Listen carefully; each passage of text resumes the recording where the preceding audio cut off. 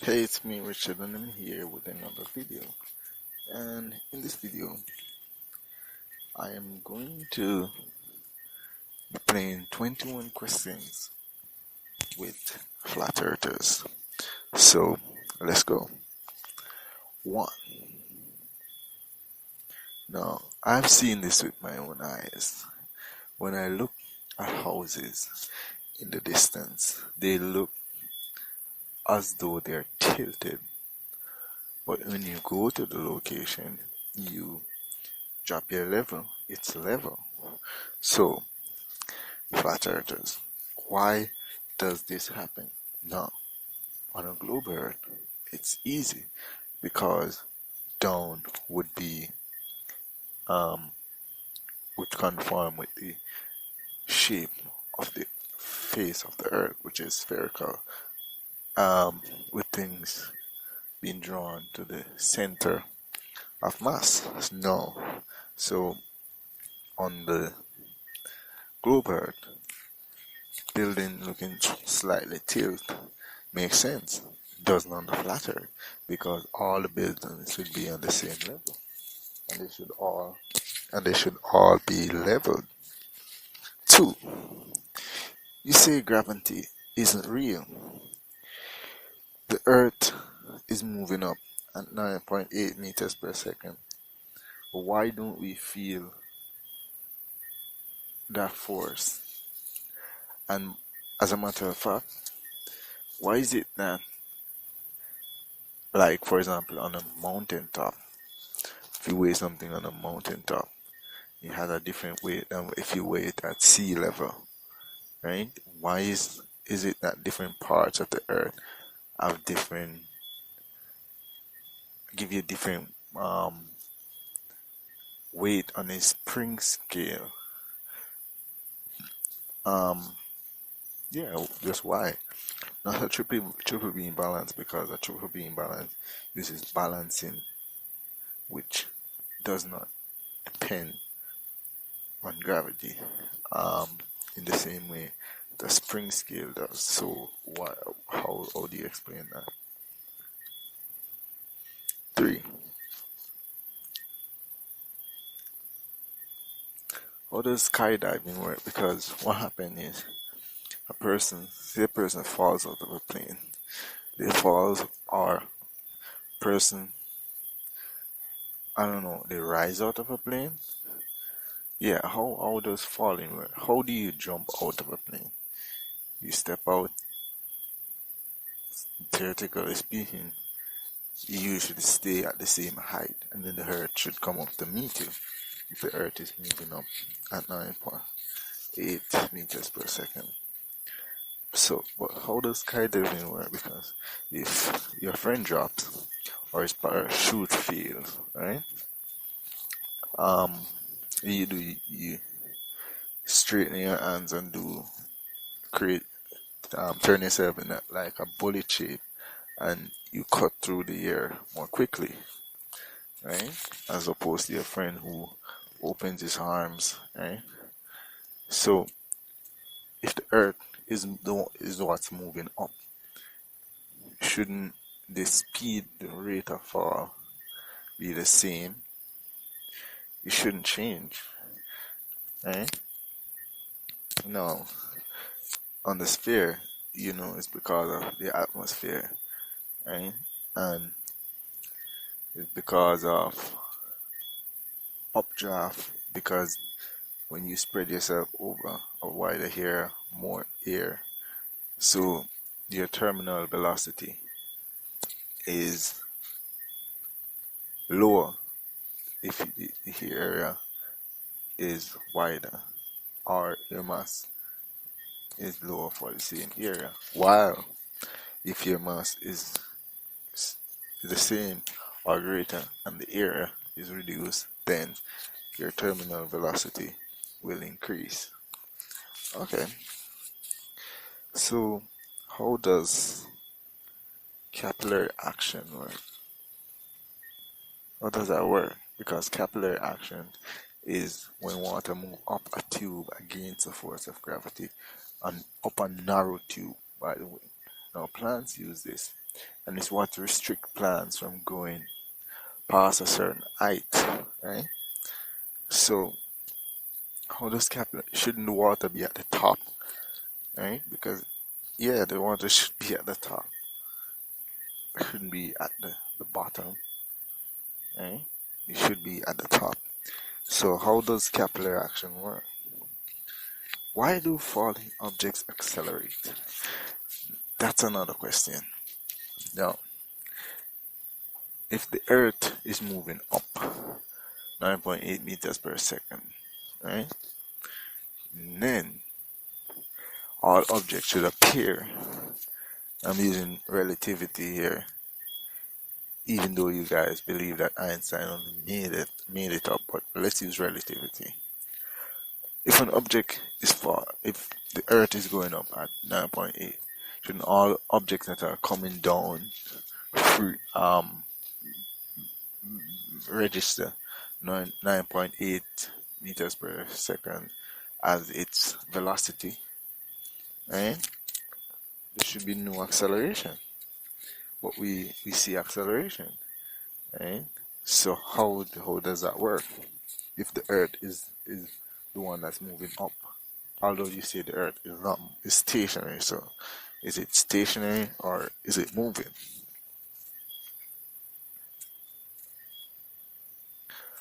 Now this one person, he said he has an answer. But my question is to ask, how does gravity feed work?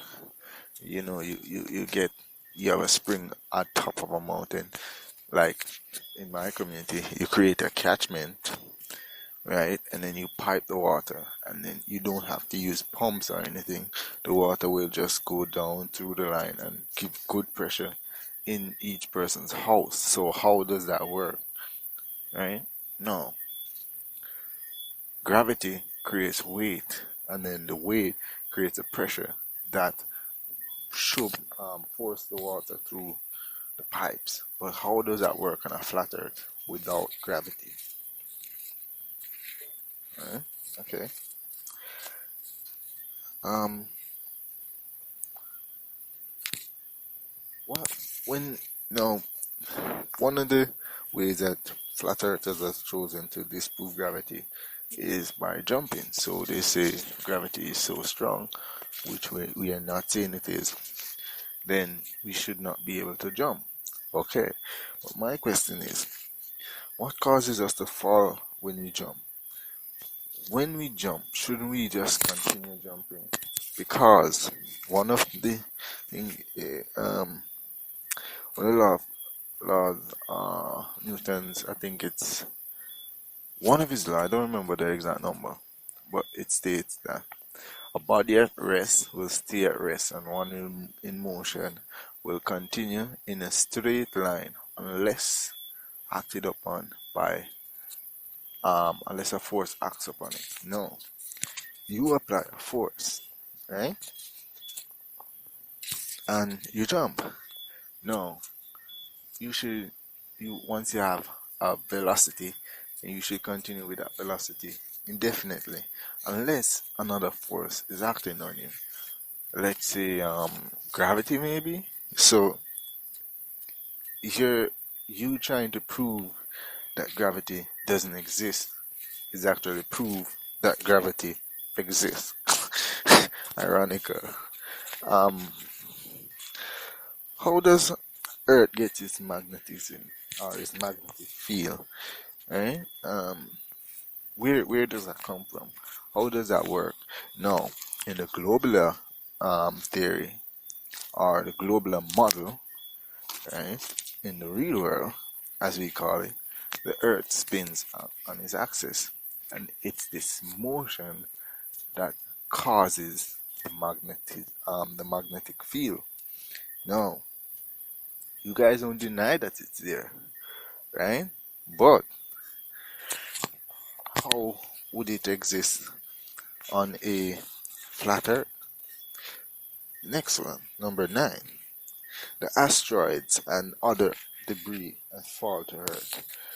You say the Earth is in a dome.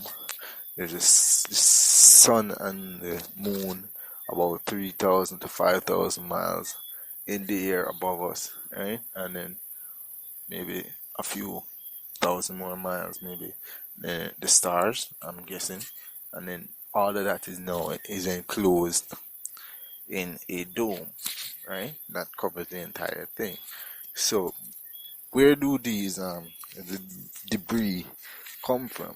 Because remember, the sun is just a light, the moon is just a light, the stars are just lights, right? So where did the debris come from?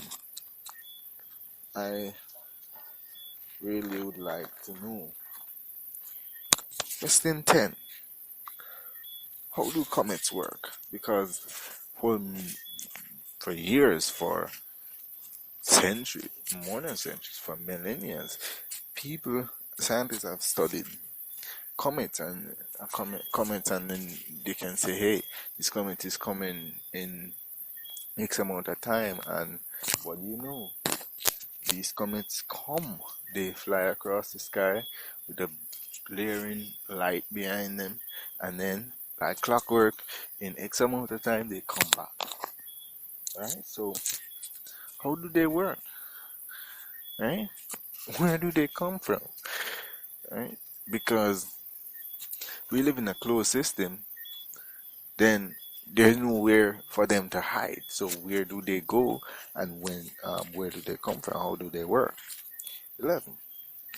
If the blacklist in the flat Earth model that blocks the sun, causing an eclipse, where were the size, if it were the size and height of the sun, right? Expecting it just a little bit below, but if it's that close and that big, wouldn't it totally block out the sun so that no one anywhere could see it? It wouldn't be just a little circle. It would be, because it would be the entire sun that is blocked out. So how do you explain that? Our explain is that the moon is at one height, um, and the sun is way, way, way, way out in the distance. Right? Now, let's understand, as big as we think the Earth is, the sun is thousands of times more bigger than the Earth. So, and it's probably millions of times more bigger than the moon. So, you don't draw those things to scale, else we wouldn't be able to see them. Okay? Now, some flat earthers say that Australia doesn't exist. This one was strange to me when I heard it. But, okay, we global earthers, we say Australia does exist. There are people living there, and they'll tell you about it.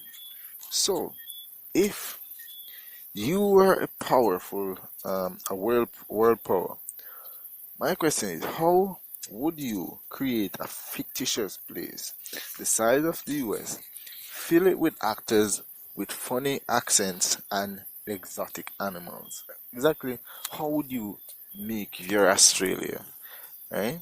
Where, yeah, how would you make your Australia? Explain it to me. I mean, it's not like when a person lands in Australia, there's somebody behind them at all time to prevent them from investigating around. So how would you make your Australia? 13. Do you trust their senses?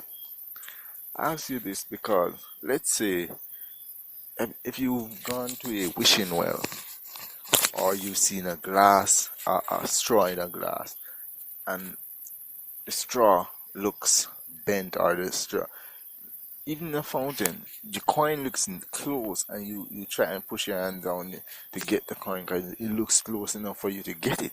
But when you try and reach for it, you can't get it.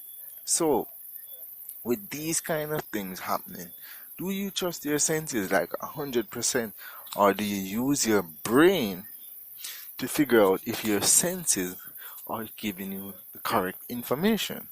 No, you say the earth is flat because you look and you see the earth looks flat. But are you using your brain to analyze the information from your senses? Or are you just taking the information from your senses and just saying, hey, this is what my senses say, so whatever. This must be how it is. How important is the shape of the earth to anything? This is question 14. So it's an important question because we spend so much time on the shape of the earth. So how important is it? Yeah, so as I was saying, how important is the shape of the earth? Right? So next question, 15. Will you accept the results? Because if we did some tests, right?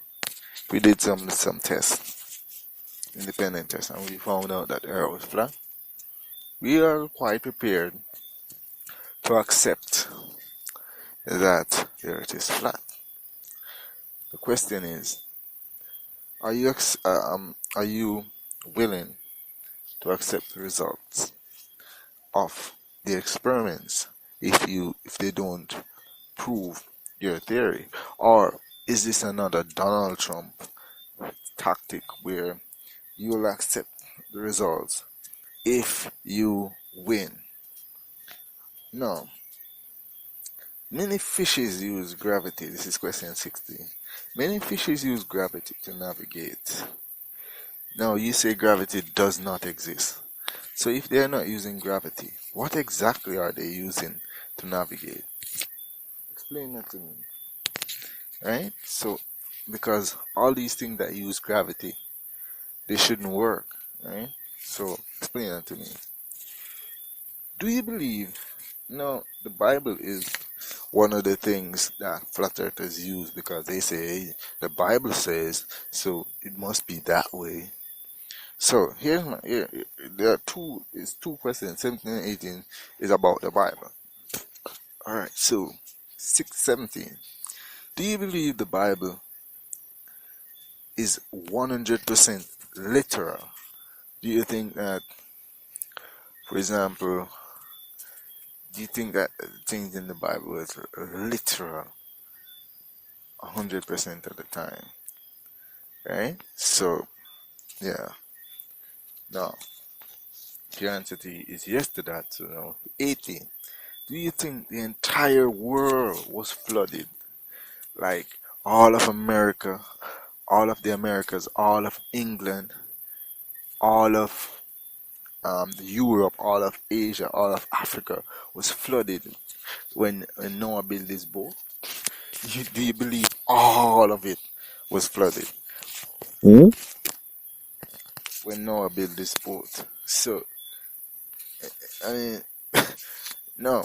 If you believe that, no, there's a follow-up question to 17 and 18. If you believe that, where did all that water go?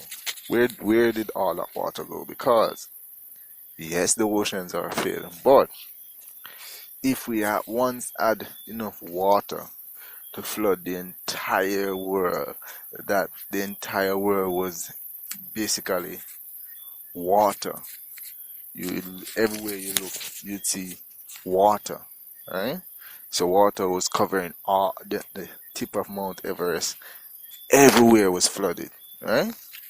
Where did all that water go? Right? That's my question. Where did all that water go? And if where's that water? Because it should be here still, right? Now, a gyroscope and those dolls that are impossible to knock over. You know those dolls that you knock it and it go way down, it come back up. How exactly? Um, I mean, we believe those work because of gravity. So they work because of gravity. They work on the premise of gravity. That's how we design them, right? How do they work on a flat Earth? Exactly how? What allows that doll, for example, to not be knocked over? The more you knock it over, the more it comes back up. What allows that doll to do that? No, 20. And we're getting to the big one. So, 20. What keeps the sun, the moon, and the stars in the sky? They're up there. What keeps them up there? Right? What's preventing them from just falling? Right? And, yeah, so what prevents them from just falling out of the sky? Right? And if the earth is moving up, how come we can't catch up to them? So, yeah. And the final question is why flat earthers? Flat earthers claim that people like me, people like Vsauce, people like Professor Stick, and all of us were trying to tell you that the earth is freaking round and not fucking flat. We are on NASA's payroll or the UN payroll or some other fucking group with lots of money payroll, right? And we are paid to give the public false information. All right. So first of all, I don't. You don't want to even see my laptop. My laptop is in shambles. I am badly in need of a laptop. I don't. I barely live somewhere. My house really. I really need more room in my house. I have one pair of shoes. Okay. All right. Um. So I'm saying I'm living poor. I'm not middle class. I'm not rich. Right. So here's my question. Right? I'm not getting any of this money that you're talking about, but you obviously know about it. So why don't you sign up to spread the round herd propaganda, earn the money that you guys need to build the rockets that you need to go high enough?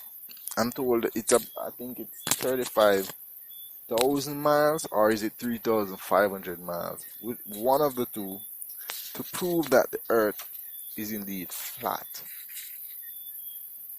I think it's 35,000. Yeah, so yeah. So you just work for these guys. They'll pay you awesomely, handsomely, as you guys say. Then just use that money to prove that the earth is flat. It's quite simple because it just takes, they'll write the script for you. All you need to do is just make the video and put it online, get likes and views, and they'll pay you. So why don't you just do that? Anyways, looking forward to seeing your comments down below. Um, you know, I can be converted, but only with the truth. So you'd have to prove to me that what you are selling me is better than what I already have. Right? So yeah, but let me hear your answers in the comments down below.